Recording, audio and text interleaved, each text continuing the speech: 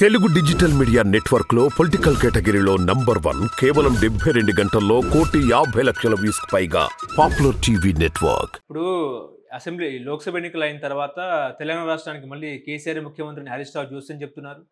నిజమే అనుకోవచ్చా? కేసీఆర్ ముఖ్యమంత్రి అయితేనని కేసీఆర్ను చెప్పాను. నేను పార్లమెంట్ ఎన్నికలైన తర్వాత నేనే ముఖ్యమంత్రిని అయితా అని నేను ఆయన దగ్గర అనేక సంవత్సరాలు 21 సంవత్సరం మేము కలిసి తిరిగినాము. ఒక్కసారి చెప్పాను, తెలంగాణ ఎన్నికలు పార్లమెంట్ ఎన్నికలు అయిపోయిన తర్వాత నేనే ముఖ్యమంత్రి అయితా, నేను పోయినన్ని సీట్లు సంపాదిస్తా అని చెప్పాను. ఒకసారి పోయిన పార్లమెంట్ ఎన్నికలు అయితే ఎన్ని సీట్లు ఇచ్చినాయో నాకు అన్ని సీట్లు వస్తాయి, దాని తర్వాత నేనే ముఖ్యమంత్రిని అయితా అని చెప్పాను. ఒకసారి ధైర్యంగా ఉన్నది ఆయనకు కలేజా. హరీష్ రావు చెప్తాడు పురాగ ముసలాయన ఇక రందిలో పడ్డాడు ఎట్లా అని, పెద్ద మనిషి రందిలో పడ్డాడు ఎట్లా అని హరీష్ రావు చెప్తాడు తప్ప హరీష్ రావు కెరకలేదా? హరీష్ రావుకు మెదక్ను గెలిపాను, హరీష్ రావును మెదక్ గెలిపాను. ఆ కలెక్టర్ని పెట్టిండు కదా, ఆయన దగ్గర కోట్లాది రూపాయలున్నాయని పెట్టిండు కదా. కలెక్టర్ సర్వీస్ చేసింది ఏం లేదు, కోట్ల రూపాయలున్నాయని పెట్టిండు కదా. ఆయనను గెలిపాను, ఆయనను గెలిపాను. దమ్ముంటే ఆయనకు రాజీనామా చేసి పార్లమెంట్కి నిలబడమని హరీష్ను, ఆయనకు దమ్ముంటే రాజీనామా పెట్టి నిలబడాలి. ఆయన కాన్స్టిట్యున్సీలా ఆయనకు 10 ఓట్లు తక్కువ రాకపోతే అడగండి రేపు ఎన్నికలల్లా. సిద్దిపేటలనే ఆయన భారమితి కిందికి వస్తుంది, అది గుర్తుపెట్టుకోమనండి హరీష్ రావును.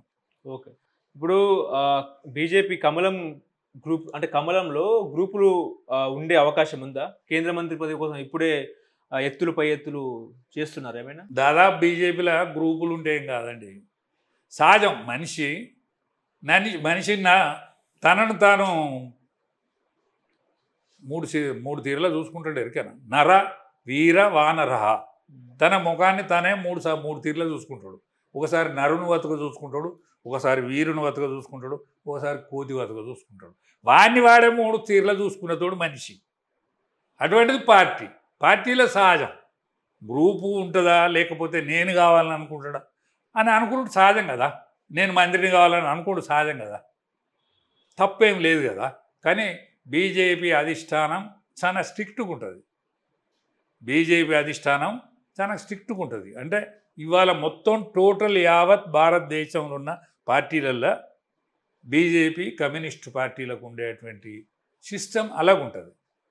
కాబట్టి బీజేపీలో గ్రూపులు చెల్లాయి. తెలంగాణలో ఫోన్ ట్యాపింగ్ వ్యవహారము ఎక్కడి దాకా వెళ్ళే అవకాశం ఉంది. ఇప్పుడు పొలిటీషియన్స్లో కూడా మేము లీగల్ నోటీసులు పంపిస్తామని చెప్పేసి సిపి చెప్తున్నారు. ఎట్లా చూస్తారండి ఈ యొక్క ఫోన్ ట్యాపింగ్ వ్యవహారం అనేది? కేసీఆర్ మెడకు కేటీఆర్ మెడకు చుట్టుకునే ప్రమాదం ఉందంటారా? ఖచ్చితంగా చుట్టుకున్నట్టే అనిపిస్తుంది ఈ వ్యవస్థను చూస్తే. కేసీఆర్ మీద పగతోటో కేటీఆర్ మీద పగతోనో మాట్లాడతలేము, మాట్లాడినా కూడా చెల్లదు కదా.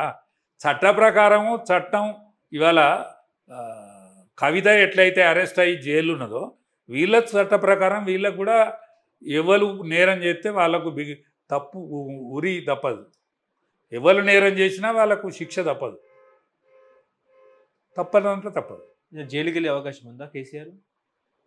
పోయే అవకాశం ఉంటే పోతాడు, ఏమున్నది. అనేక మంది పోలేదా? ఇవాళ ఢిల్లీ ముఖ్యమంత్రి ఎందుకు పోయాడు? ఇవి శివశోరణ ఆయన వాళ్ళు, ఆ సోరెన్ ఆయన కూడా పోయిండు కదా, ఆయన ముఖ్యమంత్రే కదా. జయలలిత మనకంటే పెద్ద రాష్ట్రం, జయలలిత పోయింది కదా. ఆయన టచ్ చేస్తే అగ్గి అని చెప్తున్నారు కదండి. ఎట్లా అగ్గి? వీళ్ళకంటే అగ్గిబారాట కాదు, మనకంటే బీహార్ పెద్దది. బీహార్ రాష్ట్రం పెద్దదండి మన రాష్ట్రానికంటే. మనం ఎంత గింత వెడల్పున్నాం, బీహార్ ఎంత వెడల్పున్నది. లల్లు ప్రసాద్ జైలు పోయిండు, ఆయన దానా కుంభకోణం అండి. ఆయనది మామూలు దానా కుంభకోణం ఏంటిది? ఈ పశువులకు పెట్టే దానా కుంభకోణం. అగ్గి ఏంటిదండి? అగ్గి మొన్న కూడా కట్టినా అన్నారు. కవితను ముట్టుకుంటే ఏమైంది? ఇప్పుడు వీళ్ళని ముట్టుకుంటే ఏమవుతుంది? అగ్గి ఎందుకు అవుతుంది? అగ్గి బరాటా అవుతుందా? అచ్చా, నేనేమంటానంటే 1200 మంది చచ్చిపోయారు తెలంగాణ ఉద్యమం కోసం. కవిత కోసం ఒక్కరు చచ్చిపోతుందండి. వీళ్ళ దాంట్లోనే వీళ్ళు ఇంట్లో ఆడబిడ్డ తిహారు జైలుకు పోతా అంటే ఒక్కరు చచ్చిపోతుంది. వీళ్ళు ఒక్కలన్నా అగ్గి అంటే కదే కదా అంటానా, అగ్గి అంటే సావే కదా. 1200 మంది చచ్చిపోతే తెలంగాణ వచ్చింది. కేసీఆర్ను ముట్టుకుంటే అగ్గి లేగుతుంది. అగ్గిరేగ ముందట రియాల్సెస్ కవిత కాడ అయితేంది